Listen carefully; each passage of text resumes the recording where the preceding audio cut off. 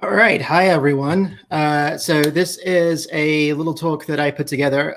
Maria was checking in for somebody who could step in last Friday, and I thought this would be a great time to jump off a bridge, as it were, and get into it. So this is a talk a little bit inspired by This American Life, and it's a tale I'm going to read you all as we go through it. Failing Up, a tale of lessons learned while burning bridges. The experiences we have in life heavily define us. Some are positive and leave us with warmth and happiness, but others are heavy, generating anxiety and stress. It is often the heavy experiences which most strongly make impact. We tend to remember them in excruciating detail for decades after. Many of us go to school, choose a specialty, learn as much as we can about a topic.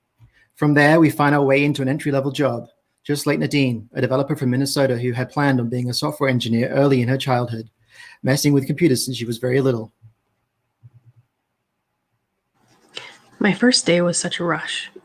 Once I had set everything up and had gotten the briefing on my first project, I set to work, coding up my first ticket. I knew I had all the tools to get started. I knew I could write this kind of code, but I still managed to make a mistake in my first PR.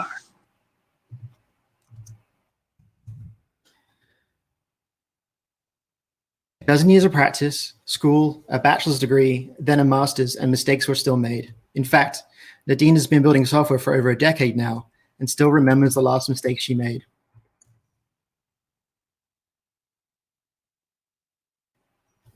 Only last week, I was working on a complicated feature, connecting a third-party service to our app, and realized I had been using the wrong key during testing, only to find that we went to production without having all the correct settings on the key. A quick rollback and a red face, but we fixed it anyhow and got on with the rest of the day. Oh, this is fun. This is the first time I'm doing this talk, so apologies for that slight echo. I'm just going to replay part of the story to jump back in. Filled out a series of working tests. I spent an afternoon coming up with a library which let me do things like send X command to the device and make sure you get Y in response. No big deal. It started making sense, and I started feeling pretty good about it. I thought the rest of my team would get a kick out of it, and my bosses would be happy no longer to have to fork out for every test run. That's when things started to go horribly, horribly wrong. In that moment, I started feeling brave, braver than perhaps I should. I had started to think that while this Python library was all well and good, how could a QA person who didn't know Python amend it? And what if the other developers on my team weren't interested in learning it? I thought I'd be left to keep it up to date if they accepted it at all, and then I'd get boxed in doing this work forever. Besides, QA people probably didn't really know Python, and well, they're not really software engineers anyhow, so they shouldn't be expected to. I needed to come up with a way to make this more accessible to the rest of the team, so that other people might jump on board and make use of it too. So after a good sleep, I had a light bulb moment. What if this was all in a higher level abstraction that anyone could build in? I frantically got to the office, sat down, and started out. I knew the perfect way to express this abstraction with XML. Fortunately, still being a newer employee, I had been assigned a mentor developer who I could ask questions without repercussion. I showed him the code I had written, beaming with pride at how clever I had been. He looked at it, and in one line told me everything I needed to know. Nadine, I already know how to write Python. Now I have to learn your XML dialect too? And so, instead of being able to extend the system by writing perfectly normal Python, for which I later learned there was a specific course aimed at QA teams. In fact, learning it was pretty easy for most of the team. Instead of that, I had built this system that required everyone to learn a specialized dialect of XML, which lacked many of the features that would inevitably become needed for such a testing platform. Being able to define loops, if-then-else branches, conditions, try, and so on. It took some time for the real lesson to sink in, but it became obvious that good is better than perfect. It's never going to be possible to solve every problem within a system, but by continually chipping away at them, we'll eventually end up with something to be proud of. I had wasted a couple days implementing the XML version, which lost time that could have been better spent on other things. But I had also prevented my teammates from having input where it would have been most valuable, early on, once the initial MVP spike was done. Had I done that, I would have learned that Python was more widespread than I had thought, and that there had been some thought about spending money training some in-house QA staff, because the line item for the external testing was beginning to be noticed by the company leadership. But I went ahead with my implementation that needed to be rolled back into the simpler Python form before it could be usable, which took even longer and dented the value impact the work I had done could have had. I put a lot of hard work into it, and much of it was wasted. I have tried to be more thoughtful about how I invest my time since then. Nadine Peterson is a senior developer at a well-known enterprise software company and no longer chooses XML if she can help it. It was the beginning of summer, and while I knew that a good number of hiring managers were slowing down for vacation, I felt confident that I would pick something up in the next couple of weeks. Today's program, Failing Up, stories of misadventure that feel like the end of the world in the moment, and even though I had a lot of irons in the fire, we have arrived none at were Act moving 2 of our fast enough talk. to feel comfortable. Act 2. This is never going to My work. cash flow was at risk. There are with a times you walk newborn into a baby at situation and was immediately harder wish you than could ever. walk back out. Times when Then you know that you Ted had reached to out compromise on your better with an offer I judgment had to hear through. because bills are due It was for and a you have a pension newborn firm. back at home. So even though you Before see I the red politely hung flags, up, you choose to ignore them He said one thing that for made the me want greater to good, listen. perhaps. I had finished a contract project a little earlier than planned, but nonetheless it was done. It was the beginning of summer, and while I knew that a good number of hiring managers were slowing down for vacation, I felt confident that I would pick something up in the next couple of weeks. Well, 2 weeks turned to a month, and even though I had a lot of irons in the fire, none were moving fast enough to feel comfortable. My cash flow was at risk, and with a newborn baby at home, it was harder than ever. Then Ted reached out with an offer I had to hear through. It was for a pension firm. Before I politely hung up, he said one thing that made me want to listen. They were looking to complete their search this week, and their process was a single interview. It's at this point that Sean's alarm bell started ringing. He knew something was up, and he knew something about this didn't feel right, yet his needs outweighed his ability to say no, so he kept listening. In the end, he found the job was for a director level, and with some sweet talk, he was able to win it, with a good salary and benefits he could rely on. Trading opportunity for stability, he started the following week. The first few weeks were typical. Getting to know my team, peers in the business, and the senior leadership. It became clear quickly that the team were formed to support the transition from some out-of-date software into something modern, in a language I was particularly comfortable with. The team had been working on the first platform transition for several weeks, and were driving towards a deliverable. I decided it was smarter to let them get to it and observe without interruption. A perfect situation then. A team already in flow, priorities set. All he needed to do was help guide the ship home. But Sean soon found that things were not as they seemed. And while he tried to sort out the priorities and advocate for the best strategy going forward, he missed one vital piece of information. Information that, had he had it, might have changed the entire picture. Here's Sean again. So, we were driving towards the finish. I was hovering, trying to observe and learn. It quickly became apparent that my team were demoralized and unhappy, but they did not yet trust me enough to open up and talk about it. I quickly worked out a way to get one of them to talk and found out the reality was they were several months behind and only had a few sprints left to deliver.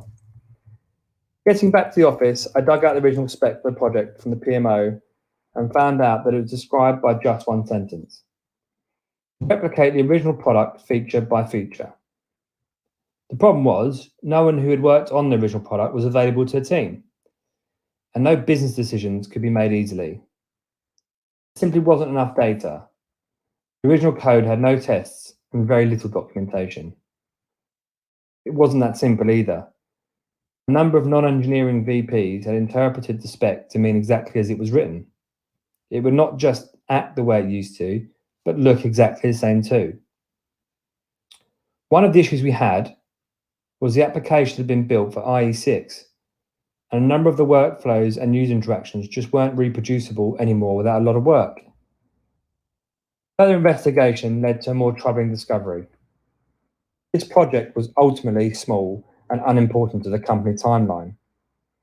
It was a pure technical debt rebuild, without a true deadline other than the one self-imposed by the business. In total, less than 2% of the potential user base used the system as it currently stood. Most just still called the help desk or mailed in their forms. At the same time, a change to the fund's pension system rules was being worked on, which would absolutely require changes to existing applications to support the new projections being generated for the scheme's members. The president of the fund had chosen the go-live date for the changes to be the fund's 100th anniversary, a few months away. And it appeared, given the lack of specs and project planning, that no one had meaningfully considered the amount of effort it would require to make existing applications compliant with these new changes and have them delivered on time before the calculations changed. It seemed clear to me then that the most expedient thing we could do was to abandon the technical debt rewrite, which was clearly way off the rails in any event, and focus all of our energy towards working on the changes needed to support the pension rules deadline. After all, the impact of that was significant, and we really couldn't afford to miss it. I voiced this recommendation to my boss, the VP of Engineering, who seemed to agree and support the decision. He acknowledged the importance of the timing of the project and the amount of effort likely needed to be compliant with it. We really do need to get on with it, he said. Glad to have an ally, I suggested that perhaps he could help by playing air cover with some of the other VPs who used our team's services, but ultimately had zero or negative impact on the fund's bottom line. I wanted him to ask if they could hold off their needs for a few months so we could prioritise the work we had to deliver, de-risking what was already a late start. With collective agreement, I was tasked with preparing to propose all of this at the next Project Management Council. I took my assignment seriously, building the arguments and ultimately proposing this at the meeting.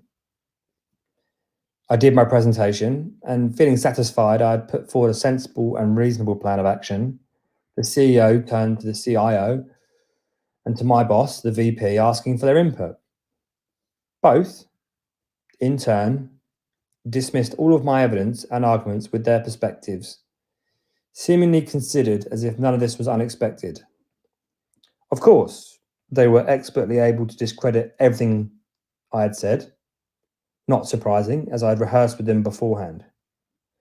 Worse still, the VPs who were consuming a lot of time but ultimately had little to offer took turns to report how I had dismissed their needs and consequently were worried I wouldn't support them. I left the meeting without agreement, and I knew then that I'd lost all the credibility I possibly could have. I was broken. The next day, I found a VP from another area of the business who was also at the meeting.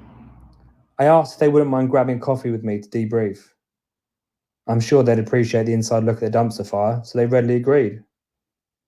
During our conversation, it became clear that the project I had first started looking at was a pet project for the VP and CIO, who had both put some considerable amount of social capital into it to get it launched. They knew it was failing and had most likely hired me, expecting me to jump right in, only to go down with a sinking ship. I was their firewall from their mistake. They were never going to support me. And with hindsight, all the indicators were there. The abbreviated hiring loop, the agreement to my assessment without pushback, the insistence I did the work to pose the next steps, and not for my career progression as they suggested, but to insulate them from the bomb that was going off. That bomb, of course, was me. The realization didn't come right away. I walked away having put a lot of effort in and was feeling whiplash from how it all ended up.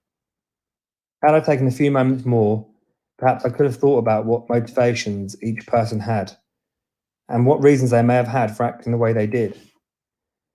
I had forgotten that in certain kinds of businesses, there's an amount of chess going on. Taking decisions at face value can get you hurt. It's critical to evaluate why your colleague or partner is acting the way they are and be prepared for those outcomes. All I had to do was start out asking why they had picked that particular service to be rebuilt, what it meant to them. Perhaps I would have gotten the insight that would have avoided this entire debacle. Sean could be found taking his time before making decisions at a finance startup that actually wanted him there. He tries not to think about pensions too much. Coming up, a story about who's listening when our program continues. Act 3. Is this thing really on? A group of people are all standing together, discussing last night's football game or the latest episode of that favorite TV show everybody likes. Or, whatever. The conversation continues, but there's an unspoken elephant in the room. Mike, a programmer, has something in his teeth. It's not clear if he's aware of it. The conversation continues, but every time Mike says something, the rest of the group avoid making eye contact, trying to save themselves from being forced to explain an odd look or a gaze too long. Soon, Mike becomes aware that something isn't right, but it's beyond him to know what it is. So he sits back, withdraws from the conversation, and tries to figure out what's going on. It's a simple thing, something stuck in your teeth. It happens to all of us, usually more than once in our lives. But for some unexplained, probably cosmic reason, we just can't bring ourselves to inform anyone but very close friends. And even then, we try arcane gestures with our tongues against our teeth to surreptitiously share that key info, like some kind of SNL sketch gone wrong. What is it in our DNA that makes us shy away from awkward conversations? Perhaps the empathy for our coworker, having to find out an embarrassing, albeit temporary, fact about themselves in front of their colleagues, or just fear of our social graces and not speaking out of turn. For all we know, he may have meant for it to be there. Our next story is a tale of talking out of turn and all the ways that doing so reverberated around the company. Tony Hale, at the time a new engineering manager, waded in too deep. Tony asked me to read his story, so here's Tony. I've been working as an engineering manager for a little while with a solid group of direct reports. Work was straightforward and we had a great cadence going. Life was good. My manager at the time found a new job and handed in his notice. I had 2 peers, Chris and Dina. All 3 of us were still relatively new, and so it didn't make sense for any of us to get promoted. Our company leadership solved the problem by moving Jim, a VP from another area of the company, into our organization. Jim was a fine person to report to, and things continued to go well. Not long after, Jim decided that there was enough work in the team to support another manager, and so he moved in Bob, who had been reporting to him in his previous organization. Now Jim had 4 reports: me, Bob, Chris, and Dina. However, it became apparent very quickly that Bob wasn't particularly effective at his job. One might even say he was failing at it. Bob was stuck trying to implement strategies he had learned in his previous org, but didn't really apply to ours. So he kept getting friction and was not making any real progress. Soon enough, it came to a head at the next scheduled leadership meeting. Present at the meeting were a good number of people. My boss, Jim, me, Bob, Chris, and Dina, but also our HR business partner, who often attended these, and a handful of leaders in Dina's org who were stretching up in preparation for growth. The main subject of the meeting was to discuss a potential minor reorg to reduce half of Bob's responsibilities and give them to Chris to take over. A lengthy discussion ensued, with Bob, obviously worried for his career, pushing back, and others chiming in. I said nothing. About 40 minutes in, Jim turns to me and says, "Tony, you've been silent all this time, and that's not like you. What do you think about this idea?" The room fell silent, and I cleared my throat to speak. I turned to Bob and asked, "On a scale of 1 to 10, how blunt would you like me to be?" Bob considers a moment, thinking about it carefully. He then says, 8, I think. "Well," I say, "it's really not my business here. It's between Bob, Chris, and Jim. But it seems to me what's happening here is that Bob is failing at his job, and Jim, rather than firing him, is trying to change the structure of the organization in the hopes that if we simplify Bob's scope, he'll have a better chance to be successful." This did not go over well. The meeting, which had well and truly soured at this point, broke up without any resolution. We all knew it was going to have to come to a real head soon, and so it did, a week later, in a meeting with a much smaller group of people. I wasn't invited. It wasn't until my next one-on-one with Jim where I began to learn the impact of what I had said. He started out the meeting abruptly, telling me how pissed off and angry he was at me and had a mind to let me go instead. Keen to understand more, I asked around for feedback. It didn't take long to reach me. The impacts were stunning. I had found out that the HR rep had left the meeting thinking I was a real piece of work, a relationship that took me a while to repair. But worse still, a manager in Dina's org, who I had previously gotten along with really well, told me in that moment, as I said it, he wanted to punch me in the nose. Confusingly, I caught up with Bob later, all set to apologize and start to repair our relationship. I asked him, "How was that thing I said for you?" He shrugged and said, "I asked for an 8. That seemed like an 8. Perfectly reasonable." That experience taught me a valuable lesson. You see, everything you say will impact all the people who hear it, not just the person you intended it for. I try not to forget this. Well, this has been This Developer Life, Tales of Lessons Learned While Burning Bridges. In this process, we've learned that empathy, motivation, and consideration of what other people in your group think about are vital skills that you need to know to be able to be successful in this business. I hope you join me next time. I've been James Cox, and this is This Developer Life.